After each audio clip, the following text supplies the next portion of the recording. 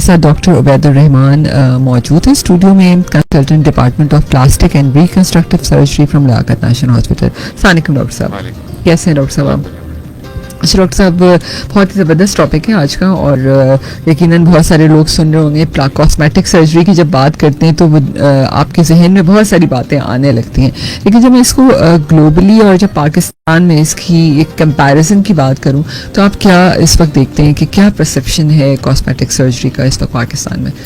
تھوڑا سا ڈاکٹر صاحب مائک آگے کر دیجیے گا. ہاں میڈم, کچھ سالوں سے تو اس کا ٹرینڈ بہت زیادہ بڑھتا جا رہا ہے, بیکاز آج کل کے جو پاکستان کے حالات ہیں, فائنینشیل ریزنز ہیں, تو اس کی وجہ سے تھوڑا سا ٹرینڈ کم ہے, بٹ اویئرنیس اس وقت بہت زیادہ بڑھ گئی ہے سوشل میڈیا کی وجہ سے. ڈفرینٹ ایکٹرز ایکٹریسز کو دیکھ دیکھ کے, ڈفرینٹ پلیٹ فارمس پہ لوگوں کو دیکھ دیکھ کے کہ جی رائنوپلاسٹی کیا ہوتی ہے, اور ہر کوئی دیکھتا ہے چہرے پہ چینج تو سرچ کرتا ہے کہ بھائی کیوں چینج آیا, کیوں ایک بندہ 50 سال کا ہے اور ابھی بھی جوان لگ رہا ہے. صحیح بات ہے. تو سب کے لیے پھر وہ دیکھتے ہیں اور ٹرینڈ بڑھتا جا رہا ہے. بالکل, کیونکہ ابھی بھی جب نا میری والدہ بہت سارے ایکٹریسز کو دیکھتی ہیں تو مجھے کہتی ہیں ارے بھائی ہماری جوانی میں بھی ابھی تک ایسی تھی اور ابھی بھی ایسی ہے, اور ہم جو ہمارا کیا ہم تو بالکل ویسے ہو گئے. تو پھر ان کو کہتی ہوں, میں نے کہا نہیں اس کے پیچھے بہت بڑی سائنس ہے, آپ کو ایسے سمجھ نہیں آئے گا. بالکل. اچھا ڈاکٹر صاحب, اس وقت اگر ہم موسٹ کامن کاسمیٹک سرجریز آج کے دور میں اس کی بات کریں تو کون کون سی ہیں؟ اسپیشلی جیسے آپ نے کہا کہ فیشیل سرجریز میں رائنوپلاسٹی, تو مجھے اس کے بارے میں بتائیے کہ اس میں کیا ہوتا ہے. میڈم, رائنوپلاسٹی بہت کامن پروسیجر ہے. نوز کی ری شیپنگ ہوتی ہے اس میں. ٹھیک ہے. اگر پیشنٹ کہتا ہے آ کے کہ مجھے اپنی ناک سے فنکشنلی کوئی پرابلم نہیں ہے, اسمیل صحیح آتی ہے, سانس صحیح آتا ہے, بٹ مجھے دکھنے میں صحیح نہیں لگ رہی. اچھا. مطلب تھوڑی سی ٹیڑھی ہے, تھوڑی سی جھکی ہوئی ہے, وائڈ ہے, اس کو میں پتلا کرانا چاہتا ہوں, یا کبھی کوئی چوٹ لگی ہے اس کی وجہ سے کوئی ڈیفارمیٹی آ گئی ہے, اس کو کریکٹ کرانا چاہتا ہے, تو اس کو رائنوپلاسٹی کہتے ہیں. اوکے. تو اس کے لیے کوئی کینڈیڈیٹ کون ہوتا ہے, مطلب جس نے آپ کو آ کے کہا تو اس کو اس کی بات فوراً مان لیتا ہے ڈاکٹر, یا کسی چیز کو اینالائز کیا جاتا ہے؟ میڈم, دیکھا جاتا ہے کہ پہلے کہ جو پیشنٹ ڈیمانڈ کر رہا ہے کیا وہ ریئلسٹک ڈیمانڈ ہے. اگر کوئی پیشنٹ آ کے کہے کہ میری ناک کو اب 4 انچ بڑا کر دیں تو obviously something is wrong with that patient. But اگر کوئی پیشنٹ, ایک مطلب جنرل سی بات ہے کہ ایک پیشنٹ آ کے آپ کو کہتا ہے کہ ڈاکٹر صاحب مجھے اپنی ناک ٹیڑھی لگ رہی ہے, اور آپ کو بھی لگ رہا ہے کہ وہ ٹیڑھی ہے, تو obviously اس کا کنسرن ٹھیک ہے.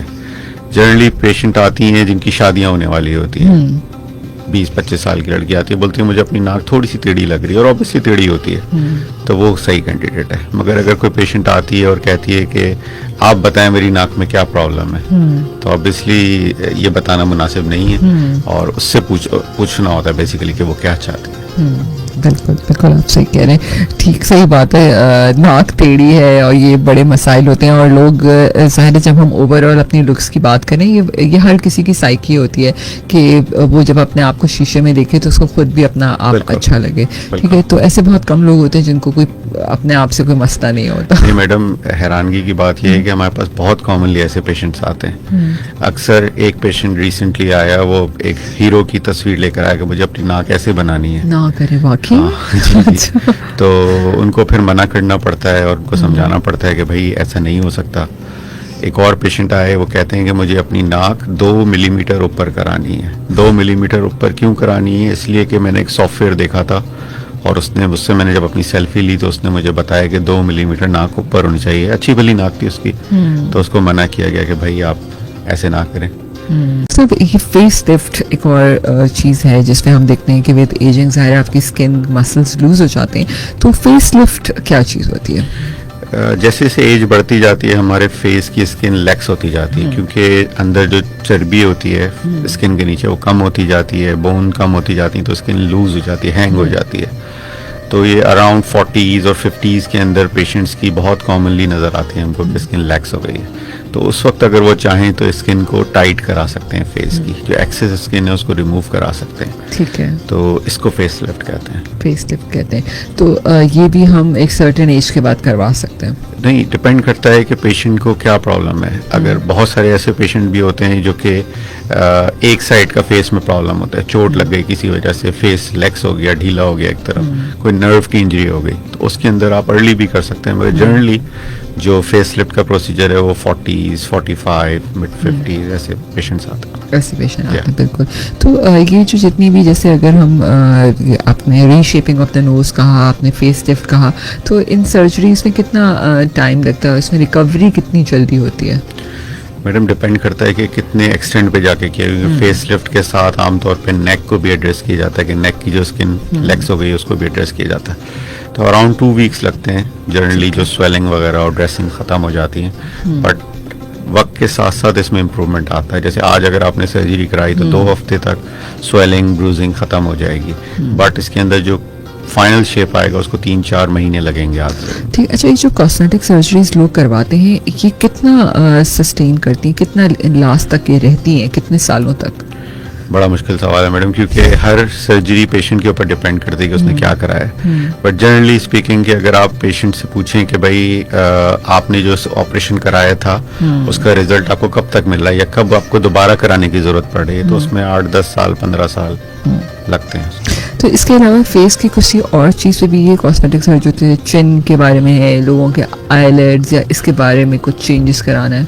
मैडम कॉस्मेटिक सर्जरी की डेफिनेशन ये है कि पेशेंट को अपनी कोई एक चीज़ सही नहीं लग रही. अगर हम ऊपर से नीचे चेहरे की बात करें तो हेयर ट्रांसप्लांट भी फेस लिफ्ट कॉस्मेटिक सर्जरी है. हमारा जो फोरहेड होता है अगर उसकी स्किन लेग्स हो गई, उस पर लाइंस आ गई तो वो भी कॉस्मेटिक सर्जरी. आईब्रो की positioning cosmetic surgery. Upper eyelid lower eyelid की स्किन ज़्यादा हो जाती है, उसको कम करना पड़ता है, वो कॉस्मेटिक सर्जरी. फेस की चिन वगैरह लोगों के पतले होते हैं उसमें वो फैट भरवाते हैं, वो कॉस्मेटिक सर्जरी है. लिप की फिलिंग कॉस्मेटिक सर्जरी है. फेस लिफ्ट, नेक लिफ्ट, मतलब यू नेम इट मौजूद है. अच्छा, अब बस यहाँ फेसबुक पे सवाल आ रहे हैं और वो कुछ लोगों, जैसे आपने कहा कि कॉस्मेटिक सर्जरी में बाल, सर के बालों का भी मसला हल हो सकता है, तो उसमें कहा है कि हम सर के बाल जो है मतलब बहुत ज़्यादा गिर रहे हैं और ऑयल लगाने से भी जो है वो ठीक नहीं हो रहे हैं. तो क्या लिखा है ना, बाल नहीं रुक रहे हैं, शेखुपुरा से इनका सवाल है. तो इसके लिए क्या आप मशवरा देंगे? एक दफ़ा किसी कॉस्मेटिक सर्जन को दिखाएं. इसके लिए एक प्रोसीजर होता है, उसको कहते हैं PRP. आपका ब्लड लेते हैं, उसको प्रोसेस करते हैं, उसके अंदर जो ग्रोथ फैक्टर्स होते हैं वो आपके सर में इंजेक्ट कर देते हैं, तो उससे बाल गिरने का प्रोसेस खासा कम हो जाता है. दूसरा, कुछ मेडिकेशंस आती हैं जो अगर इस्तेमाल करें तो उससे भी बाल गिरने का अमल काफ़ी हद तक रुक जाता है. ठीक है, और बिल्कुल सही.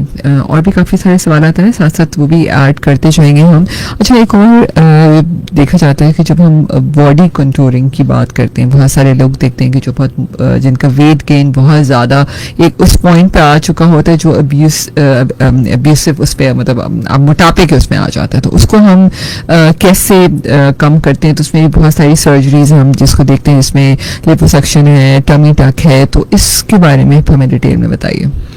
लाइपोसक्शन कहते हैं मैडम किसी जगह के फैट को रिमूव करने की सर्जरी. छोटा सा कट आता है, एक ट्यूब अंदर जाती है और वो सक्शन करके सारे फैट को वहाँ से रिमूव कर देती है. बट डिपेंड करता है पेशेंट पे. अगर पेशेंट कोई बहुत हैवी पेशेंट है, लाइक 150 किलो का पेशेंट है, तो फैट निकालने से उसके वजन पे कोई खास फर्क नहीं आएगा. तो उसके लिए पहले उसकी बैरिएट्रिक सर्जरी कराई जाती है. बैरिएट्रिक सर्जरी यूँ समझ लें कि मैदे के कुछ हिस्से को छोटा कर देती है. छोटा सा कट लगता है, उससे ट्यूब जाके अंदर मैदे को साइज को छोटा कर देती है.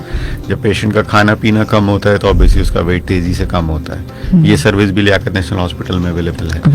तो एक बार जब उसका वजन कम हो जाए और उसका फैट कम होना शुरू हो जाए, स्किन लेक्स हो जाए, ढीली हो जाए, पेट की स्किन, हाथ की स्किन, तो उसको काट करके छोटा किया जा सकता है. और जहाँ पे एक्स्ट्रा फैट रह गया है जो कि डाइटिंग से नहीं जा रहा है या किसी एक्सरसाइज से नहीं जा रहा, उसको लाइपोसक्शन किया जा सकता है. ठीक है, जैसे थाई है या आर्म्स है, वहाँ से आपने फैट निकाल, जहाँ पे भी आप एक्सरसाइज से फैट रिमूव नहीं कर पा रहे हैं वो सब निकाल सकते हैं लाइपोसक्शन से. सही.